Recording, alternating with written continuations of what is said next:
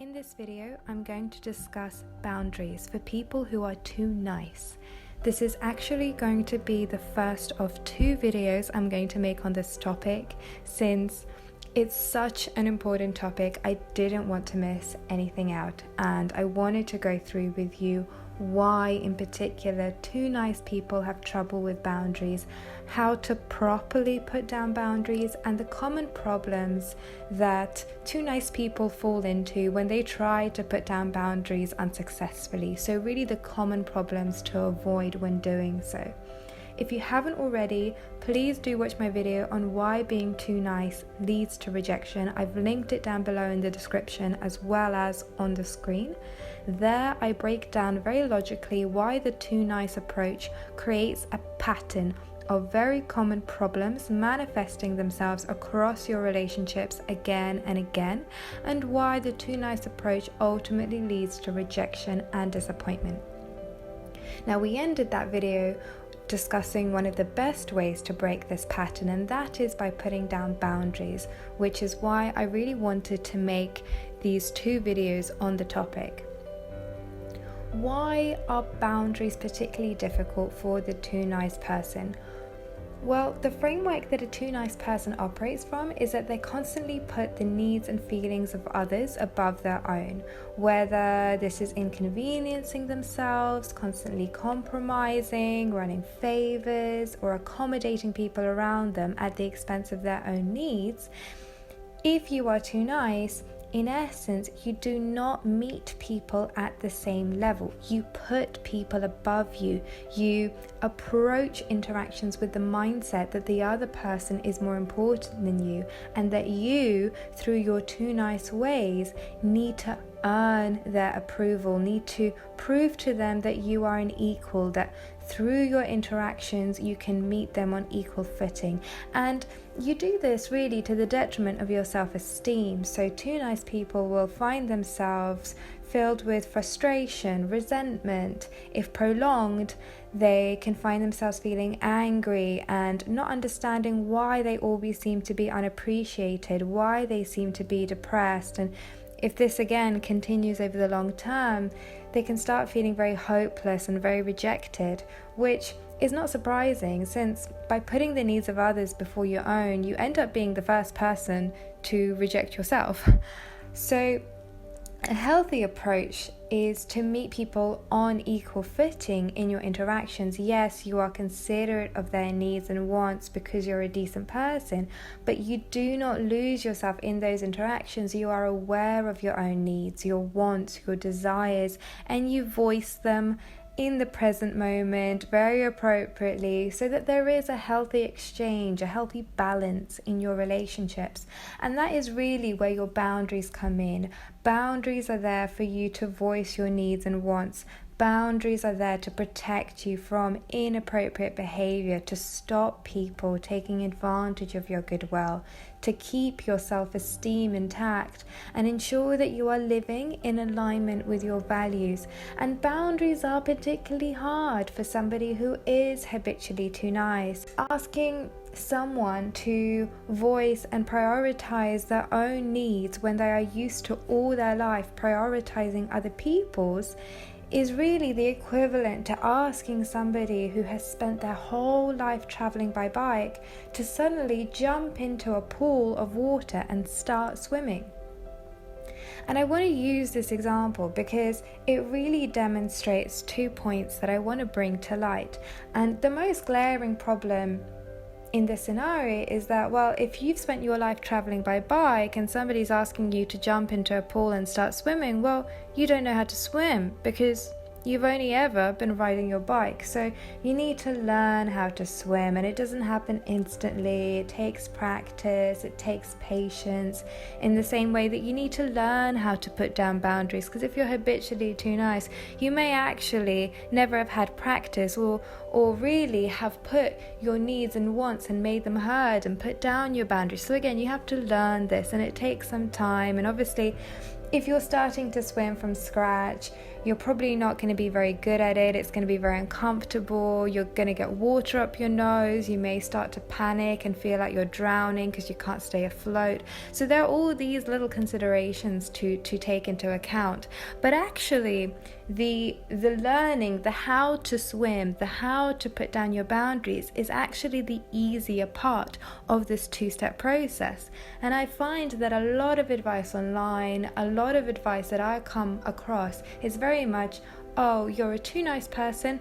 Here is the ABCD of what you need to put down your boundaries. You need to say no, you need to voice your needs. But actually, for the too nice person, it's not that easy, because if it was that easy, they wouldn't be looking for those articles. They wouldn't be, typing into YouTube trying to find a solution to this. Because again, going back to our example of riding your bicycle all your life and then being told to jump into a pool and start swimming, what you don't see there is that in this scenario, the person is actually very scared of water. That's right, they have a fear of water that actively drives them to get on their bike and cycle away. See, people who are too nice have a problem putting down boundaries, not because they don't know how to necessarily. In some instances they don't, but even if they were to read an article and they were told, go and say no to people, go and tell people what you want and what you need, they will still have a problem doing this because they are driven by fear. They are scared of the consequences of putting down their boundaries. So unless you really deal with that fear, unless you can, deal with your fear of getting of water, you're not going to get in the swimming pool and learn how to swim. You're just going to start making excuses as to why you don't want to be in the pool and why you'd rather use your bicycle and cycle away. So in this part of the video, I'm going to explore the fear element. I'm going to sit with you and discuss all the possible fears that are motivating you to not put down your boundaries, that are driving your too nice approach.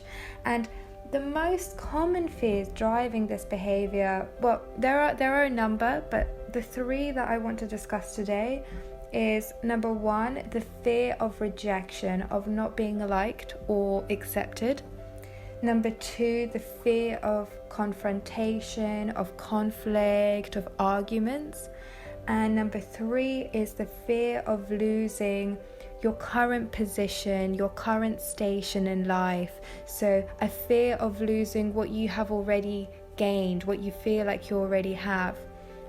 And I'm going to run past you three scenarios to really demonstrate this. So, for example, a too nice person is in a work meeting and they disagree with a new project that's being proposed, and instead of voicing their opinion, they remain silent because they fear that they're going to be judged by their colleagues. They fear that their opinion will be laughed at and their colleagues will end up disliking them. And they also fear that if they voice their opinion, they will be discredited. They will be seen as a less credible member of the team, and ultimately, worst case scenario, they could end up losing their job. So in this instance, the reason the person isn't putting down their boundaries, isn't voicing their opinion, isn't saying, actually, you know what, I really disagree, is because they very much fear being rejected, not being liked, not being accepted or respected by their colleagues. And they also fear that they could lose their current position, that they could, worst case scenario, end up unemployed. Another example, a too nice person is in a relationship with somebody who never compromises and who is always late, arriving at least 30 minutes late to every date. Now, instead of stating their boundaries, the too nice person continues waiting indefinitely until their date arrives because they fear that if they do state their boundaries, their date will dislike them. Their date will think, you know what, you're making too much of an issue, you're too fussy, you're too much in terms of hard work, and that ultimately their date will leave and find somebody else to be in a relationship with. So what is driving that fear? Well, it's the fear of rejection, of not being accepted for who they are. The final example I want to run past is a too nice person goes home and is once again greeted with the disapproval and criticism from their mother, who doesn't necessarily agree with their life choices. And instead of stating their boundaries, instead of stating that actually they're not comfortable with the constant put downs, with the constant criticisms, they say nothing. Why? Because they feel like if they were to state their boundaries, this could end up in a very heated argument, that it would be no use, that there will be a lot of confrontation and conflict. So again, what is the person avoiding? What is the fear driving that behavior? Well, it is the fear of conflict. It's the fear of confrontation. So I want you to have a think about what fear is driving your behavior, what fear is stopping you from putting down your boundaries, from getting into that swimming pool and learning how to swim. Because these different fears, rejection, conflict, whatever it is, are the equivalent to you circling around the swimming pool and rationalizing to yourself all the plausible reasons as to why you do not need to get in the water. And I do find that people who are too nice often commonly engage in what they believe to be delayed gratification, but what I call gratification that's just not going to occur. In an effort to maybe get your needs met, you might believe that if you just continue giving, if you just continue earning the other person's approval, you continue doing favors and compromising, eventually they will return in kind. That in the future, after you've done all the compromising, that the other person will finally take responsibility for meeting your needs and wants. And this is really you avoiding putting down your boundaries in the present moment. You're falsely believing that the situation will magically sort itself out in the future, which, to be honest, very rarely happens. So if you recognize yourself in any of these scenarios, if you feel like what I've said is applicable to you, then congratulations, because awareness is the first step to change. And the best thing you can do is have a really good sit down with yourself. You need to ask yourself, what do you want? See, some too nice people are so agreeable to everyone else, they don't actually know what their needs and wants are. It's so foreign to them to think of themselves and prioritize themselves that they may not even know what they're okay with, what kind of behavior makes them feel good, and what kind of behavior for them is not acceptable. So you need to have a sit down with yourself, and you need to really understand what it is that you're okay with in your life and what is it that you're not going to be acceptable with. And that is going to be the framework that your boundaries are going to work around.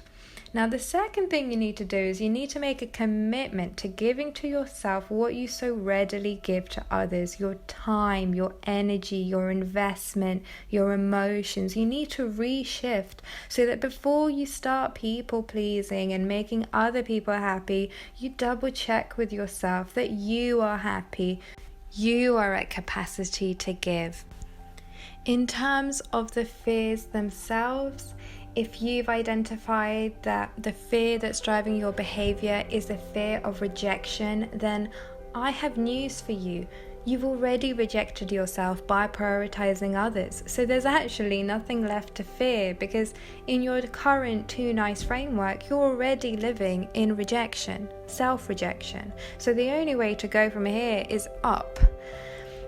At the core, your fear of rejection is actually very closely tied, very closely linked to your self-worth. See, the problem with people who are too nice, who are ultimately driven by the fear of rejection, is that they do not inherently believe they are worthy enough to be accepted as they are.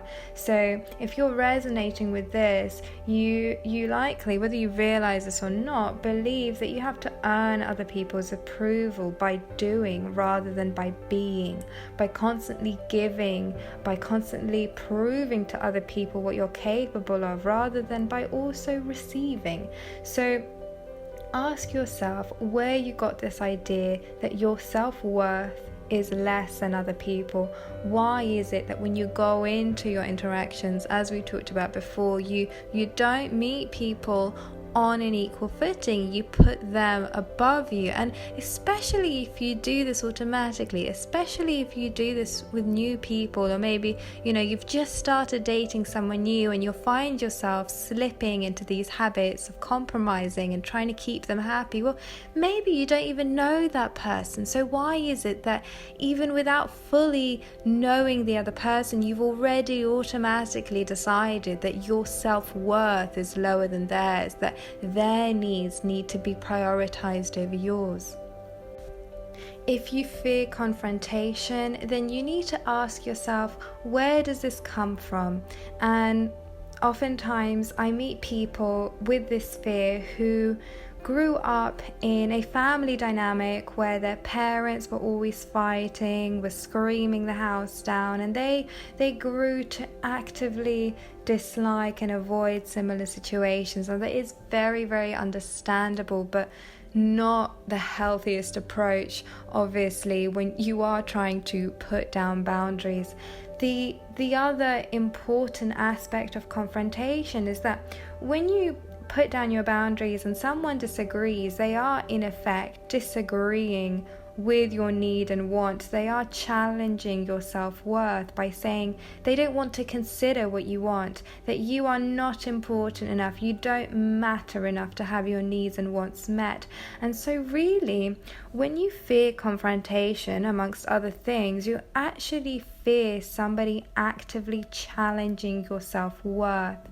And so you back away from any challenge, from confrontation, because deep down your sense of self-worth is so thin that any external challenge would crumple it. And I want to give you a clearer example of this. I want you to think of something that you have strong expertise in, that you are very passionate about. And let's just pretend that in this instance it's going to be history. And let's pretend that you're discussing history with someone and the other person mentions that the first man on the moon was Neil Armstrong in 1973.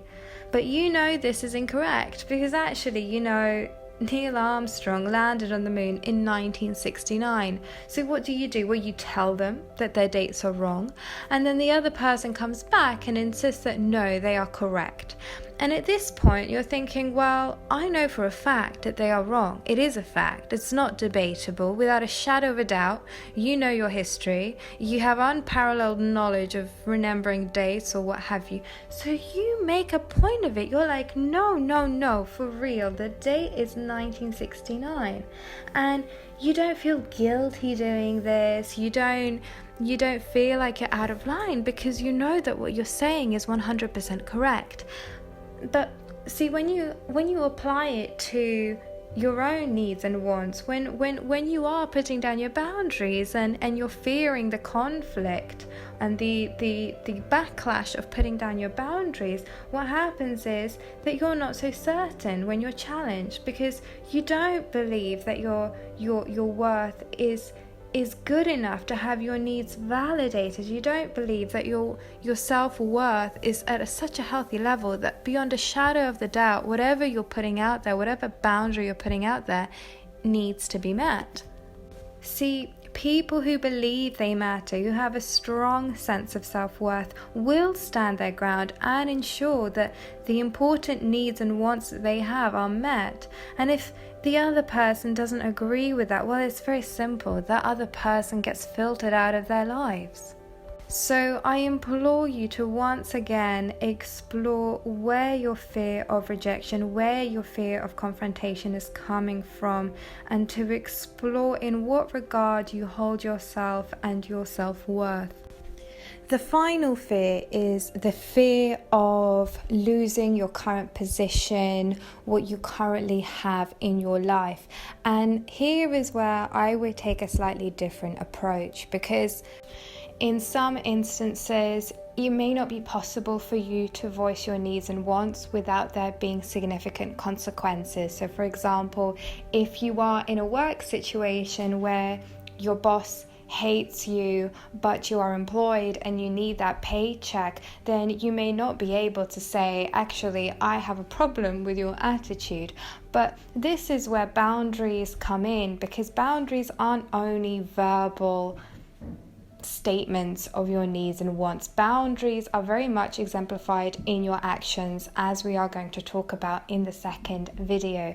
But for now, I want you to think that if you feel like you are in a situation and you are in some ways trapped by it, that you can't actively voice your needs and wants, and your needs and wants are not being met in that situation, then the best thing you can do for yourself is to give yourself options, to create opportunities for yourself. So going back to that work setting, if you really need that paycheck and you're worried about losing your job, well, the best thing you can do for yourself is go and get additional qualifications, do some evening courses, send out applications, find additional job opportunities, so that maybe you can't state your boundaries vocally today or tomorrow when the situation occurs with your boss, but what you can do in, say, a few months' time is turn around and give in your resignation and say, you know what, I don't want to work with you anymore, because now you've created additional opportunities for yourself.